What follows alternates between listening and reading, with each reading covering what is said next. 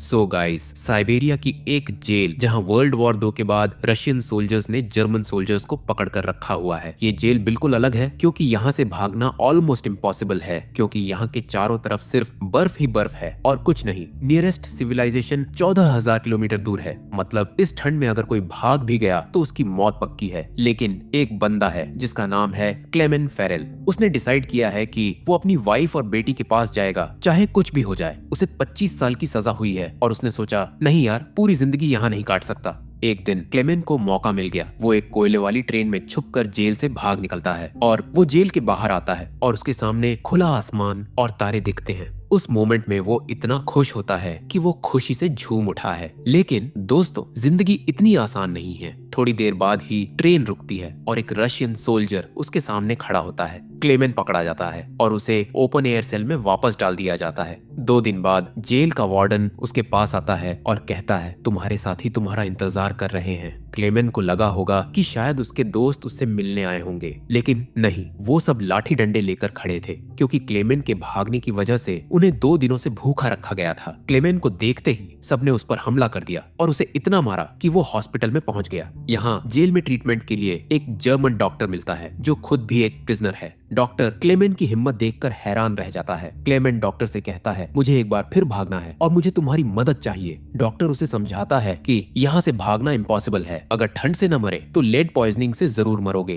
क्योंकि वो lead mines में काम करते हैं। डॉक्टर कहते हैं तुम्हारी मौत यहाँ भी पक्की है और वहाँ भी, तो क्यों ना एक बार और ट्राई करो। डॉक्टर क्लेमेन को अपने वार्म क्लोथ्स देता है, शूज देता है और एक कंपास भी। डॉक्टर उससे एक और सीक्रेट बताता है। रशियन सोल्जर्स अपना खाना रेलवे ट्रैक्स के पास छुपा कर रखते हैं। मतलब अगर क्लेमेन को खाना चाहिए तो वो वहाँ से लूट सकता है। डॉक्टर उसे एक बंदूक भी देता है ताकि वो अपनी रक्षा कर सके। अब ये डॉक्टर इतना क्यों हेल्प कर रहा है? क्योंकि वो खुद भी भागना चाहता था, लेकिन एक हफ्ते पहले उसे पता चला कि वो कैंसर से जूझ रहा है और उसके पास ज्यादा टाइम नहीं है। तो उसने सोचा अगर मैं नहीं भाग सकता तो कम से कम क्लेमेन को तो मदद कर दूं। डॉक्टर क्लेमेन को एक लंच बॉक्स देता है और कहता है अगर तुम जिंदा बच गए तो ये लंच बॉक्स मेरी फैमिली तक पहुंचा देना और उनसे कहना कि मैं अब इस दुनिया में नहीं हूँ। अब रात के अंधेरे में क्लेमेन एक बार फिर से भाग निकलता है, लेकिन इस बार वो ट्रेन में बैठने की बजाय पैदल चलने का फैसला करता है। मतलब साइबेरिया की बर्फ में 14,000 किलोमीटर दूर सिविलाइजेशन तक पैदल चलना बहुत मुश्किल रास्ता है। सुबह होते ही वार्डन को पता चलता है कि क्लेमेन फिर से भाग गया है। वो डॉक्टर से पूछताछ करने उसके कमरे में पहुंचता है, लेकिन उसके आने से पहले ही डॉक्टर अपनी जान ले लेता है। मतलब डॉक्टर ने अपनी जिंदगी का सैक्रिफाइस कर दिया ताकि क्लेमेन को एक मौका मिले।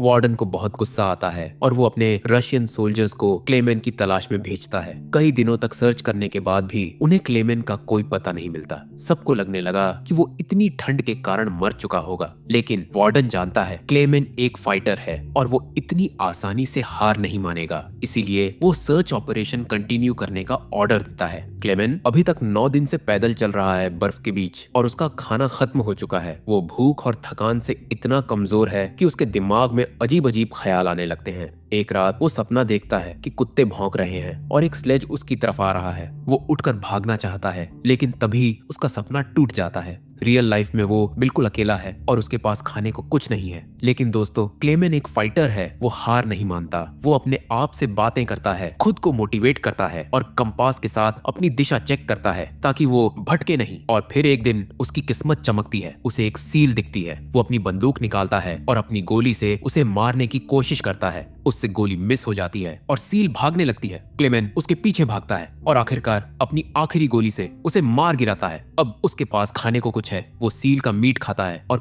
कई दिनों बाद उसकी भूख शांत होती है। अब दोस्तों, ये जर्नी सिर्फ फिजिकल नहीं है, ये मेंटली भी है। क्लेमेन बिल्कुल अकेला है और उसके चारों तरफ सिर्फ बर्फ ही बर्फ है। वो खुद से बातें करता है, खुद को पॉजिटिव रखने की कोशिश करता है और अपने कंपास के साथ अपनी दिशा चेक करता रहता है। मतलब वो अपने आप को सरवाइव करने के लिए मेंटली भी स्ट्रांग बनाए रखता है। और फिर 2 महीने बाद एक मिरेकल होता है। क्लेमेन को एक छोटा सा पेड़ दिखता है। ये पेड़ उसके लिए एक संकेत है कि वो आर्कटिक सर्कल से बाहर आ चुका है। मतलब अब उसके पास थोड़ा होप है कि वो सिविलाइजेशन तक पहुंच सकता है। वो पेड़ को देखकर इतना खुश होता है कि उसे गले से लगा लेता है। सीन शिफ्ट होता है। वार्डन, जो अभी भी क्लेमेन की तलाश में है, अपनी सर्च पार्टी को 500 किलोमीटर के रेडियस में ढूंढने का ऑर्डर देता है। मतलब वो क्लेमेन को पकड़ने के लिए कुछ भी कर सकता है। वार्डन जानता है कि क्लेमेन एक एक फाइटर है और वो इतनी आसानी से हार नहीं मानेगा। दूसरी तरफ क्लेमेन एक जंगल से गुजर रहा है और तभी एक बर्फीला तूफान आ जाता है। ये तूफान इतना तेज है कि बड़े बड़े पेड़ भी जमीन से उखड़कर गिरने लगते हैं। क्लेमेन पे भी एक बड़ा सा पेड़ गिरने वाला होता है, लेकिन उसकी किस्मत अच्छी है। सैम, जॉन और मार्टिन नाम के दो लोग जो जंगल में गोल्ड की तलाश कर रहे होते हैं, वो दोनों उसे बचा लेते हैं।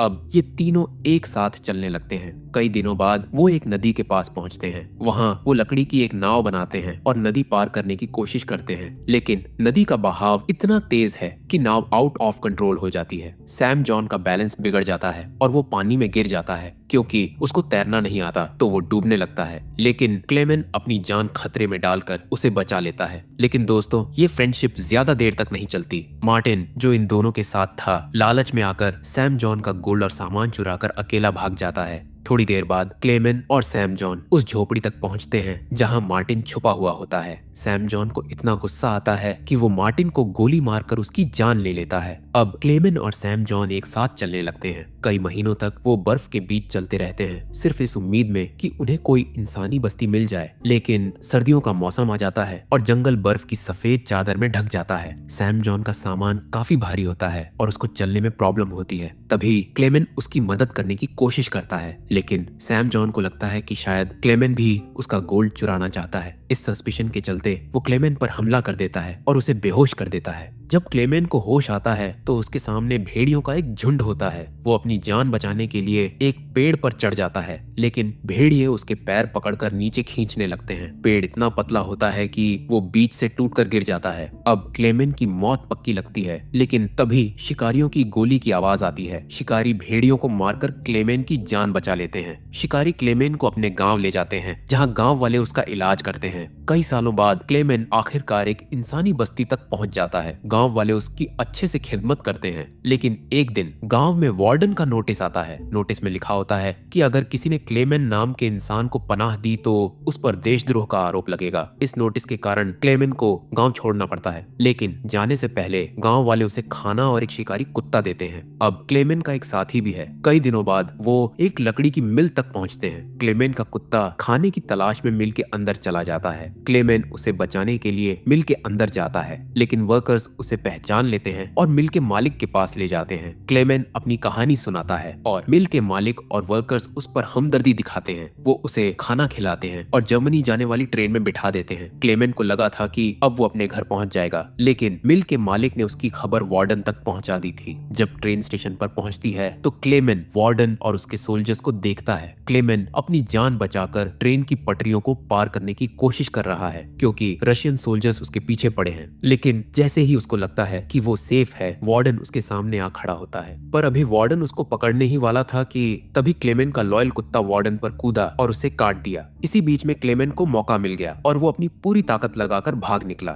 लेकिन तभी गोली की आवाज आई। क्लेमेन ने पीछे मुड़कर देखा तो उसका वो फेथफुल कुत्ता मरा हुआ पड़ा था, लेकिन क्लेमेन रुका नहीं। उसने अपनी जान लगा दी और आगे बढ़ता रहा। फिर वो एक ब्रिज के ऊपर चढ़ा और नीचे से गुजर रही ट्रेन पर कूद गया और इस तरह वो वार्डन के हाथ से फिर बच निकल गया। अब साल 1952 आ गया है और क्लेमेन को जेल से भागे हुए पूरे 7 साल हो चुके हैं। अभी वो सेंट्रल एशिया में है और एक गांव के मेले में घूम रहा है। मेले में खाने पीने की अलग अलग चीजें हैं, लेकिन क्लेमेन के पास पैसे नहीं है, तो वो मन मारकर आगे बढ़ रहा था। तभी उसकी नजर 2 लड़कियों पर पड़ी जो पैनकेक्स बेच रही हैं। क्लेमेन को पैनकेक्स खाने का मन तो था, लेकिन उसकी जेब में एक फूटी कौड़ी तक नहीं थी, तो वो निराश होकर आगे बढ़ गया। लेकिन तभी एक लड़की को उस पर तरस आ गया और उसने पैनकेक का एक हिस्सा तोड़कर क्लेमेन को दे दिया। पहले तो क्लेमेन को थोड़ा अजीब लगा, लेकिन फिर भी उसने वो पैनकेक खा लिया। ये सब देखने वाला एक और आदमी था जो मेले में ही था। वो क्लेमेन के पीछे पीछे चर्च तक गया, जहाँ क्लेमेन छुपने की कोशिश कर रहा था। असल में वो आदमी भी किसी जमाने में एक वॉर प्रिजनर था, इसीलिए उसने क्लेमेन को पुलिस के हवाले नहीं किया, बल्कि उसने उसकी मदद करने की कोशिश की। वो क्लेमेन को अपने घर ले गया, जहाँ क्लेमेन ने कई सालों बाद अपनी शेविंग की और अपने पुराने हुलिये में वापस आया। फिर उस आदमी ने क्लेमेन को एक नया पासपोर्ट दिया ताकि वो रशिया के बॉर्डर को क्रॉस करके जर्मनी पहुंच सके। जाने से पहले क्लेमेन ने उस आदमी का शुक्रिया अदा किया और रशिया जर्मनी बॉर्डर की तरफ निकल गया।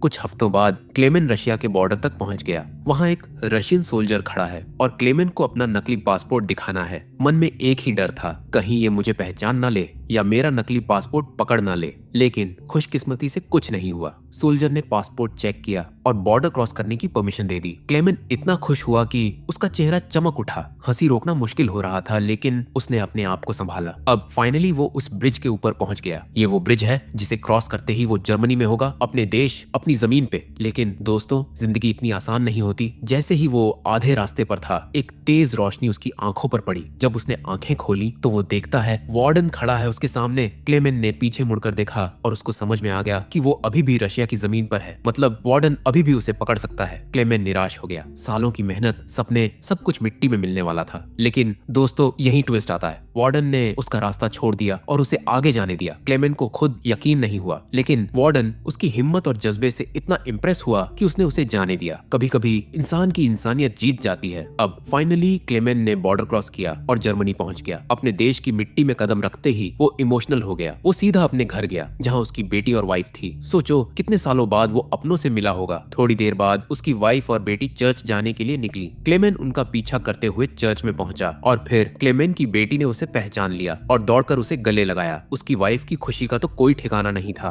फाइनली तीनों एक दूसरे को गले लगाकर खुश हुए। और बस दोस्तों, ये थी क्लेमेन की कहानी, एक ऐसे आदमी की जो हर मुश्किल से लड़कर अपने घर वापस आया। सैक्रिफाइस, होप और करेज की ये स्टोरी हमें याद दिलाती है कि कभी हारना मत, क्योंकि आखिर में सब ठीक हो जाता है। दोस्तों, आज की कहानी में हमने देखा कि कैसे क्लेमेन ने अपनी जिंदगी की सबसे बड़ी जंग लड़कर अपने घर वापस अपनों के पास पहुंचा। एक आदमी जो सालों तक भागता रहा, अपनी आजादी के लिए लड़ता रहा और आखिरकार उसकी मेहनत रंग लाई। तो गाइस, अगर आपको ये मूवी एक्सप्लेनेशन पसंद आई है तो एक लाइक जरूर करना। और हाँ, अगर आप अभी तक मेरे चैनल को सब्सक्राइब नहीं किया है तो जल्दी से सब्सक्राइब करो और बेल आइकन को भी दबा दो, ताकि आप मेरी हर नई वीडियो को मिस ना करो। और अगर आपको लगता है कि ये स्टोरी किसी और को भी इंस्पायर कर सकती है तो इसे शेयर करना मत भूलना। तो दोस्तों, आज के लिए इतना ही। मिलते हैं अगले वीडियो में एक नई कहानी के साथ। तब तक के लिए अपना ख्याल रखिए, खुश रहिए। Bye bye.